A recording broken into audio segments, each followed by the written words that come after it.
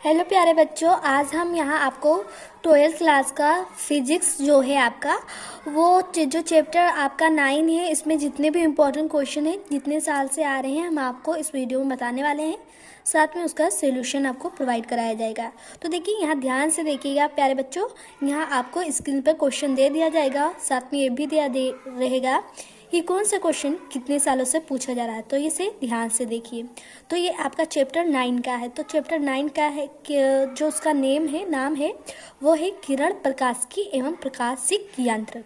तो चलिए आइए देख लेते हैं इस चैप्टर का जितना इम्पोर्टेंट क्वेश्चन है आपको वीडियो में सॉल्व कराया जाएगा। साथ में उसमें आपको डेट दिया रहेगा, उसका सन जो रहेगा वो दिया रहेगा कितने सालों से पूछा जा रहा है। तो इस वीडियो को ध्यान से देखें और हमारे चैनल को सब्सक्राइब कर लें, क्योंकि जितने भी इम्पोर्टेंट क्वेश्चन रहेगा आपको सारे प्रोवाइड कराया जाएगा। तो चलिए आइए देखते हैं कि आज के फिजिक्स का जो फर्स्ट क्वेश्चन है हमारा क्या है। तो स्क्रीन के सामने क्वेश्चन आ गया है, आप लोग उसे देख लीजिए। देखिए, यहाँ कह रहा है क्वेश्चन में, कांच जल के मध्य पृष्ठ पर कांच के मध्य पृष्ठ पर क्रांतिक कोण ज्ञात कीजिए यदि वायु के सापेक्ष कांच एवं जल के अपवर्तनांक क्रमशः 3/2 या 4/3 है। तो प्यारे बच्चों, यहाँ सबसे पहले क्वेश्चन को समझने की यहाँ बात है। आप क्वेश्चन में समझिए कि क्या कह रहा है, क्या हमसे पूछ रहा है और क्या हमको निकालना है। यही 3 चीज़ें आपको मंत्र याद रखना है फिजिक्स के न्यूमेरिकल में। क्या दिया है, क्या पूछ रहा है और क्या निकालना है। तो सबसे पहले आइए देखते हैं कि प्रश्नानुसार हमारा दिया क्या गया है। आपको बहुत ही सटीक तरीके से बताएंगे, तो यहाँ प्यारे बच्चों ध्यान दीजिएगा। सबसे पहले देखिए, यहाँ आपका प्रश्नानुसार अगर देखा जाए तो क्वेश्चन में दिया है यदि वायु के सापेक्ष कांच का एवं जल के अपवर्तनांक क्रमशः दिए गए हैं। तो देखिए, यदि वायु के सापेक्ष कांच, तो वायु और कांच यानी कि वायु और कांच के बीच संबंध है। तो यानी कि हमारा जो अपवर्तनांक है, आप लोग जानते हैं एन से उसे डिनोट करते हैं। तो उसका जो अपवर्तनांक हो गया वो हो गया ANG इज इक्वल कितना दिया है, 3/2 दिया है गया है। प्यारे बच्चों यहाँ ध्यान दीजिएगा, 3/2 हो गया। अब प्यारे बच्चों यहाँ ध्यान दीजिएगा कि हमारा अब ये हो गया वायु के सापेक्ष कांच हो गया है। अब वायु के सापेक्ष हमारा जल कह रहा है, तो कॉमा लगाएंगे। तो वायु के सापेक्ष हमारा क्या है, जल। तो कितना उसका दिया है, 4/3। अब देखिए, ये आपका दिया है क्वेश्चन में। अब हमें निकालना क्या है, हमें यहाँ पूछ रहा है इसका क्रांतिक कोण। तो सबसे पहले आपको पता होना चाहिए कि क्रांतिक कोण का फार्मूला क्या होता है। तो आइए चलिए हम यहाँ देख लेते हैं कि क्रांतिक कोण क्या फार्मूला क्या होता है। यहाँ ध्यान दीजिएगा कि हमको क्या निकालना है। देखिए, क्रांतिक जो हमारा क्रांतिक है कोण, वो क्रांतिक कोण आपका यहाँ होगा, पूछ रहा है। ये देखिए, ये आपका क्वेश्चन पूछ रहा है। तो इतना क्वेश्चन आपका जो है क्वेश्चन में वो दिया है, यानी कि जल के सापेक्ष कांच का अपवर्तनांक, फिर वायु के सापेक्ष जल का अपवर्तनांक, और क्या पूछ रहा है, क्रांतिक कोण। तो आइए चलिए इसका फार्मूला देख लेते हैं। यहाँ क्या दिया गया है। सबसे पहले आपको यहाँ क्या करना है, यह आपका जल के सापेक्ष कांच दिया है और वायु के सापेक्ष जल का दिया गया है। तो हम यहाँ इन दोनों के बीच में संबंध निकाल लेंगे कि जल के सापेक्ष कांच का। तो इसका फार्मूला आपको पता हो गया, इसलिए WNG। तो W हो गया वाटर, N हो गया अपवर्तनांक और G हो गया आपका ग्लास, कांच हो गया। अब देखिए, ANG/A के सापेक्ष वाटर हो गया। अब जब इनका संबंध निकलेगा तो हमारा जल और कांच के बीच संबंध निकल आएगा। तो इस चीज़ को पहले आपको ज्ञात कर लेना है, आपको ज़रूरत पड़ेगी। तो 3/2 हो गया और फिर उसके बाद में 4/3 हो गया। अब देखिए, यहाँ 9/8 आ गया। इसे जब आप करेंगे तो आपका कितना आ जाएगा, 3 ऊपर चला जाएगा, 4 2 से गुणा कर लेगा। ये तो आप लोग जानते होंगे, छोटी क्लासों में पढ़ चुके हैं। अब देखिए, 9/8 हो गया आपका। अब यहाँ क्या करना है, यहाँ पूछ रहा है C, आपसे क्रांतिक कोण हो तो यहाँ आइए देख लेते हैं कि क्या होगा इसका फार्मूला। तो आपको पता होगा प्यारे बच्चों, जो फार्मूला इसका होता है, आप लोगों ने इसका लेसन पढ़ा होगा, तो आपको पता होगा कि साइन C यानी कि क्रांतिक कोण को C से डिनोट करते हैं। तो यहाँ हो जाएगा 1/WNG, जो कि हमको इस फार्मूले में ज़रूरत था। तो इसीलिए हम लोगों ने क्या निकाला प्यारे बच्चों, हम लोगों ने इसका ANG का हमने यहाँ से निकाल लिया, दोनों में संबंध। तो अब यही जो मेरा ये यहाँ आया है, ये क्वेश्चन में जो यहाँ हमने यूज़ किया है, मतलब निकाला है, उसी का यूजिंग आपको यहाँ करनी है। आइए देख लेते हैं। तो ध्यान दीजिएगा, अब यहाँ हम रख देते हैं इसके मान को। तो यहाँ अगर हम मान रखते हैं तो साइन सी, अब देखिए साइन सी तो वही रहेगा, साइन सी वही रहेगा और 1 भी वही रहेगा। अब आप लोगों ने क्या निकाला, WNG का मान निकाल लिया है। तो WNG का मान 9/8 था और यहाँ हम अगर इसको सॉल्व करते हैं तो 8 हमारा ऊपर चला जाएगा, तो आ जाएगा 8/9। अब ये सॉल्व नहीं हुआ है प्यारे बच्चों, ध्यान दीजिएगा यहाँ। अब देखिए, अब हमको सिर्फ क्रांतिक कोण सी का मान निकालना है। तो क्रांतिक कोण सी का जो मान हमको निकालना था, साइन हमारा इस साइड में चला आएगा। तो इसका जो आंसर आएगा कि यहाँ देख सकते हैं कि साइंस, यहाँ देखिए साइन इस साइड में आपका आ जाएगा। और जब इस साइड में कोई चीज़ रहती है, इस साइड में आती है, तो वो क्या हो जाती है, नेगेटिव में हो जाती है। तो ध्यान दीजिए, देखिए नेगेटिव में यहाँ हो गया है। अब यहाँ ये 8/9 आपका लिखा ही रहेगा, तो इसे हम एक ब्रैकेट में कर लेते हैं 8/9। तो इसका जो आंसर था वो आ चुका है, यही इसका आंसर था। यहाँ क्रांतिक कोण पूछ रहा था आंसर में, तो आप यही लिखेंगे। तो यहाँ क्वेश्चन को एक बार फिर से देख लीजिए, स्क्रीन पर है, और यहाँ से इसको देख लीजिए। तो यहाँ हमको क्या क्या दिया था, वायु के सापेक्ष कांच और वायु के सापेक्ष जल, और यहाँ क्रांतिक कोण पूछ रहा था, तो हमने कर लिया है। अब इसे स्क्रीनशॉट ले लीजिए, और ये क्वेश्चन आप देख सकते हैं 2017 में क्वेश्चन आया है। अब चलिए आइए नेक्स्ट बच्चों, नेक्स्ट क्वेश्चन देखते हैं कि हमारा क्या है। तो प्यारे बच्चों, नेक्स्ट क्वेश्चन आप देख सकते हैं स्क्रीन पर आ गया है। स्क्रीन पर आपका है किसी माध्यम में प्रकाश का वेग। तो प्रकाश का वेग यहाँ दिया गया है। फिर इस माध्यम से हवा में जाने वाली किरण के लिए क्रांतिक कोण ज्ञात करनी है। यहाँ क्रांतिक कोण अभी हमने नेक्स्ट जो अभी बताया था आपको क्वेश्चन, उसमें भी क्रांतिक कोण ज्ञात करनी थी। बट यहाँ हमारा क्या दिया गया है, प्रकाश का वेग दिया गया है। तो हमारा देखते हैं कि दिया क्या गया, उसी हिसाब से हम यहाँ फार्मूला का यूज़ करेंगे।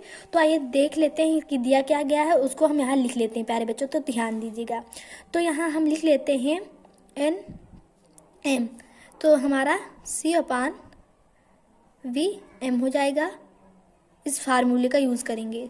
तो इसे जब यूज़ करेंगे तो यहाँ देखिए हमारा दिया गया है, हमसे यहाँ क्रांतिक कोण पूछ रहा है। तो अभी देखिए यहाँ से हम क्रांतिक कोण का यूज़ करेंगे। सबसे पहले यहाँ ध्यान दीजिएगा आप लोग, जो हमारा अपवर्तनांक है n, और यहाँ देखिए तो हमारा C पहले से ही दिया गया है प्रकाश का वेग। तो प्रकाश के वेग को आप लोग जानते होंगे, जो हमारा होता है प्रकाश का वेग यहाँ दिया है, और हमको जो प्रकाश की चाल है वो हमको पता है। प्रकाश की चाल ये हर किसी को याद होना चाहिए कि जो C होता है वो 3 × 10⁸ होता है। तो यहाँ हम रख देंगे 3 × 10⁸ कितना, पावर में 8 रख देंगे, और नीचे हमारा मान दिया गया है, क्वेश्चन में पढ़िए प्रकाश का वेग। तो V, यहाँ V देखिए वेग से ही तात्पर्य है, तो 1.5 × 10⁸। अब जब इसको सॉल्व करेंगे, आपको सॉल्व करना आता होगा, तो इसे जब काटेंगे तो आंसर आपका कितना आ जाएगा, 2 आ जाएगा। प्यारे बच्चों कितना आ जाएगा, 2 आ जाएगा। तो आपका जब ये आंसर आया तो अभी ये तो आपका अपवर्तनांक निकला। हमको लोग को अपवर्तनांक की ज़रूरत थी, इसलिए हम लोगों ने इस फार्मूले का यूज़ किया। तो इसलिए यहाँ से हमारा क्या निकला है, अपवर्तनांक निकला है। तभी तो क्रांतिक कोण में हम यूज़ करेंगे, और यहाँ सबसे पहले तो क्रांतिक कोण ही पूछ रहा है, बट इसमें हमारा क्या दे दिया गया था, प्रकाश का वेग। इसलिए प्रकाश के वेग से हमने इस फार्मूले का यूज़ कर हमने अपवर्तनांक निकाल लिया। अब देखिए यहाँ से अपवर्तनांक जब निकाल लिया तो हमारा फार्मूला यहाँ से क्या यूज़ होगा, साइन C = 1/NM = अब देखिए यहाँ से जब ये यूज़ होगा तो यहाँ हम 2 रख देंगे, तो 1 ये हो गया और 2 हमारा क्या निकला, ये देखिए यहाँ से ये निकला है, 2 का यूज़ यहाँ कर देंगे। आई होप समझ में आ रहा होगा। अब देखिए यहाँ से क्या करेंगे, करने के बाद में हमारा अब साइन C तो बचा है। तो साइन C अब 1/2 किसका मान होता है, यहाँ से देखिएगा, साइन C = 1/2 मान साइन 30 का मान होता है। तो साइन 30 का मान होता है, तो साइन से साइन जब कट जाएगा प्यारे बच्चों, तो आपका क्या बचेगा, 30 बचेगा, जो आपका क्रांतिक कोण यहाँ यूज़ हो गया। ये देखिए किस प्रकार से हमने अपवर्तनांक की तरीके से हमने यहाँ इस फार्मूले का यूज़ किया है। तो ये फार्मूला आपका क्रांतिक कोण का था, क्या था, क्रांतिक कोण। तो इसे लिख लीजिएगा प्यारे बच्चों, ये फार्मूले का यहाँ क्योंकि हमने हमारा ये वेग दिया था तो इससे हमने अपूर्णांक का यहाँ से कितने अच्छे से निकाल लिया है, फिर इसको हमने क्रांति कोण में हमने रख दिया है।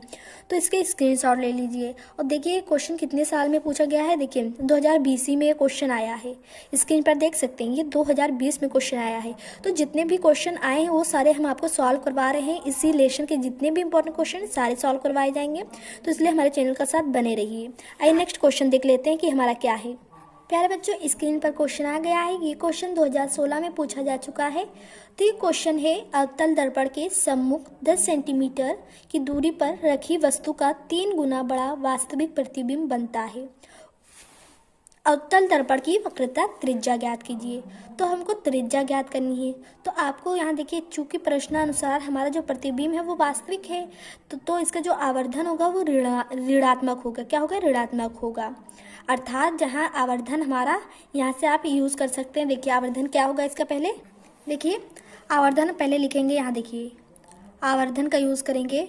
आवर्धन इज इक्वल एम, जो हमारा एम दिया है वो आवर्धन का होता है, तो यहाँ माइनस होगा क्योंकि यहाँ अवतल दर्पण के सम्मुख रखा है। और जो वास्तविक प्रतिबिंब बनता है वो आप लोग जानते हैं, आवर्धन वो ऋणात्मक में हम लेते हैं।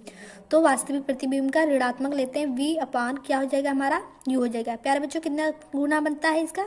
3 गुना होता है। 3 गुना होता है। अब यहाँ से देखिए 3 गुना होता है तो हम इसका क्या निकालेंगे? प्रतिबिंब। तो यहाँ से हमारा जो रहेगा इसका 3 गुना, यहाँ से ये इस साइड में आकर गुणा हो जाएगा, तो यू हो गया। अब देखिए प्रश्नानुसार फिर कह रहा है कि जो हमारा अवतल दर्पण के सम्मुख 10 सेंटीमीटर की दूरी पर रखी वस्तु का, तो 10 सेंटीमीटर दूरी वस्तु का क्या होता है ये आप लोग जानते हैं। यू से इसे डिफाइन करते हैं, -10 होगा क्योंकि हाँ अवतल दर्पण का बात कह रहा है। तो आप लोग जानते हैं अवतल दर्पण में जब हम कोई चीज़ इस साइड का लेते हैं इधर, तो इधर नेगेटिव में होता है, और जब इधर कोई चीज़ रहती है तो इधर पॉजिटिव रहती है। तो आप लोग को पता होगा कि वस्तु हमारी इसी साइड में होती है, चाहे उत्तल हो चाहे उत्तल हो, तो इसलिए नेगेटिव में हम इसको लेंगे। तो आपको पता आ गया होगा कि यहाँ हमने नेगेटिव में क्यों लिया। अब देखिए ये होगा सेंटीमीटर में आपका।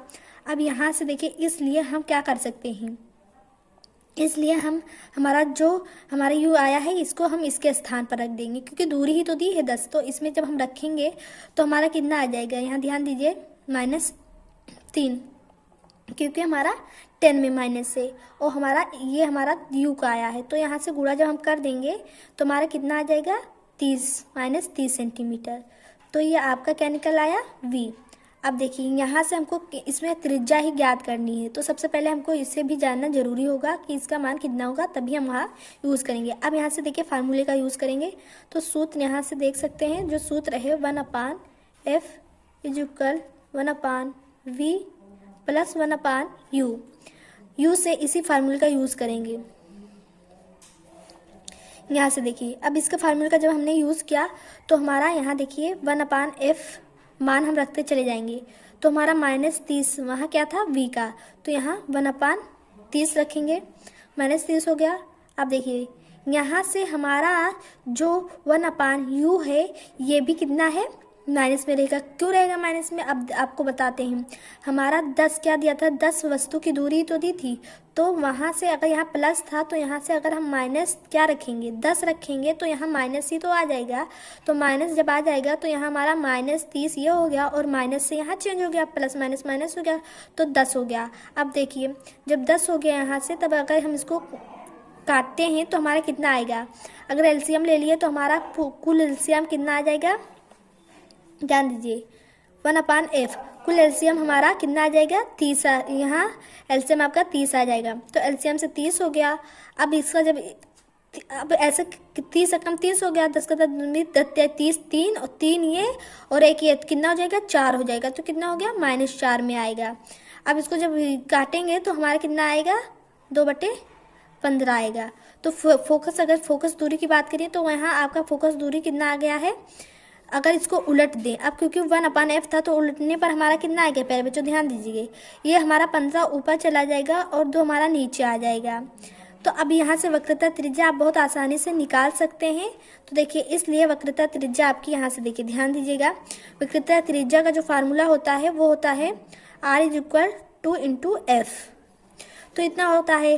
तो इसी f को ज्ञात करने के लिए हमने इतना बड़ा यहाँ से इसको यूज़ किया कि हमने आवर्धन से इसका क्या निकाल लिया था। जिस प्रकार से ये कह रहा था 3 गुणा वस्तु का 3 गुना है, तो 3 गुना इसमें वस्तु में करके हमने 30 निकाल लिया था। अब देखिए ध्यान दीजिए, अब हमको f पता है, तो यहाँ से 2 गुणे माइनस कितना है, यहाँ माइनस यहाँ ऊपर जब हमारा चला गया है, ये देखिए 15 ये वाला, यही यहाँ रखेंगे तो यहाँ से हो जाएगा कितना हो जाएगा 15/2 हो जाएगा। तो यहाँ जब हमारा ये गुणा होगा कटने पिटने के बाद में, तो कितना आ जाएगा, ये 15 आ जाएगा। अब आपको पता होगा क्यों 15 आ गया, तो इसका यू हो गया। अगर कहीं भी कंफ्यूजन है तो आप लोग पूछ सकते हैं क्यों, कहाँ, कैसे, क्या हुआ। देखिए आपको पता होगा यहाँ इसको दर्शा रहा है कि यहाँ अवतल की f का अगर मान माइनस में आता है तो उत्तल की अवतल का यूज़ किया जाता है। ऐसे आपको यहाँ से भी ये आपको बता रहा है कि यहाँ कौन से का मतलब लेंस का यूज़ होगा। सिर्फ आपको यही दर्पण में बता रहा है किस दर्पण का यूज होगा। और ये हमारा यहाँ जब आएगा तो इसको हम यही माइनस को छोड़ देंगे, डायरेक्ट यहाँ इसका सिर्फ मान ही रखेंगे। तो हमारा वक्रता त्रिज्या कितनी होगी, 15 सेंटीमीटर हो गई। आइए नेक्स्ट क्वेश्चन देख लेते हैं कि नेक्स्ट क्वेश्चन हमारा क्या है। प्यारे बच्चों इस क्वेश्चन को पढ़िए। कह रहा है कि 15 सेंटीमीटर फोकस दूरी वाले एक अवतल दर्पण के सामने दर्पण से 10 सेंटीमीटर दूरी पर 8 सेंटीमीटर ऊंचाई की वस्तु रखी है। दर्पण द्वारा बने प्रतिबिंब की स्थिति ज्ञात कीजिए। तो देखिए यहाँ आपका सबसे पहले तो फोकस दूरी दे दिया गया है, फिर यहाँ वस्तु जो दर्पण से 10 सेंटीमीटर दूर पर 8 सेंटीमीटर की वस्तु बनती है, यानी कि वस्तु की जो दूरी है वो भी दे दिया गया है। तो आपको पता है कि दर्पण में u और f का जो हम मान रख लेते हैं वो माइनस में लेते हैं, ये आपको पता होगा। फार्मूला तो अवतल, उत्तल और लेंस में जो है यही यूज़ किया जाएगा, बट यहाँ जो इसके चिन्ह रहते हैं वो बदल जाते हैं। तो आपको ये बिल्कुल ध्यान में रखना है कि जो हमारा दर्पण होता है अवतल दर्पण, उसमें जो u और f रहता है वो माइनस में लिया जाता है। तो यहाँ से आइए हम लिखते हैं। देखिए यहाँ प्रश्नानुसार हमारा f भी दिया है तो इसे हम माइनस में लेंगे। अब नेक्स्ट दिया है आपका u भी दिया गया है तो इसे भी हम माइनस में लेंगे। 10 सेंटीमीटर दूरी बोल रहा है तो u आपका वस्तु की दूरी है, f फोकस है आपका। अब देखिए यहाँ से हमने आपको बता के दिया कि u यहाँ फार्मूले का किस क्या होगा, यहाँ होगा 1/f इज इक्वल 1/v। आपका इस साइड में रहता है u, इसी फार्मूले का यूज़ करना है यहाँ। तो आपको हमने बताया कि यहाँ जो हमारा अवतल दर्पण रहेगा उसमें u और f जो रहेगा वो माइनस में रहता है। अब यहाँ मान जब हम रख देंगे प्यारे बच्चों, तो हमारे यहाँ मान अगर हम 1/v के स्थान पे हमको नहीं पता, बट हमें f का पता है। तो अगर f के स्थान पे अगर हम रखते हैं तो हमारा कितना 1/, यहाँ से देखिए 15 हो गया यहाँ, और इस साइड में 1/v नहीं पता था हमें, और प्लस यहाँ प्लस हो गया, और यहाँ से हमें u का मान यहाँ पता था, ये देखिए माइनस है तो -10 रख दिया हमने। अब प्यारे बच्चों यहाँ से ध्यान दीजिएगा आप लोग कि जब ये हमारा इस साइड में जाएगा तो किस प्रकार से ये चेंज होगा। तो v हमारा इसी साइड में यही हम छोड़ देते हैं, और जब हम 1/-10 जब हम इस साइड में इसको हम लेकर आएंगे तो देखिए किस प्रकार से ये चेंज होगा। पहले हम आपको समझा देते हैं। v हो गया यहाँ आपका 1/-15 हो गया, ये देखिए। तो अब यहाँ आपको क्या करना, बहुत ध्यान से यहाँ देखिएगा, आपको v को 1/v को रोक लेना है और 1/10 से जो इस साइड में आपको ले आना है, और इधर ये माइनस में ही रहेगा आपका 15। तो हमने इस साइड में लेकर आया है। तो जब हमने लेकर आए तो आप देख सकते हैं कि किस प्रकार से यहाँ हमारा जो माइनस था चेंज हो गया है। तो यहाँ से देखिए इसको हम क्या कर देंगे, अब देखिए एलसीएम हम ले लेते हैं, तो सबका एलसीएम 30 आ गया। अब हमें एलसीएम क्या पढ़ें कि हमारा वही आए 10 तिहाई 30, तो 3 होगा, 15 दूना 30, तो 2 होगा। अब 3 और 2 में से जब चला जाएगा तो 1/30 आ जाएगा, आपका क्या आ जाएगा 1/30 आ जाएगा, यहाँ देख सकते हैं। तो 1/30 आ गया।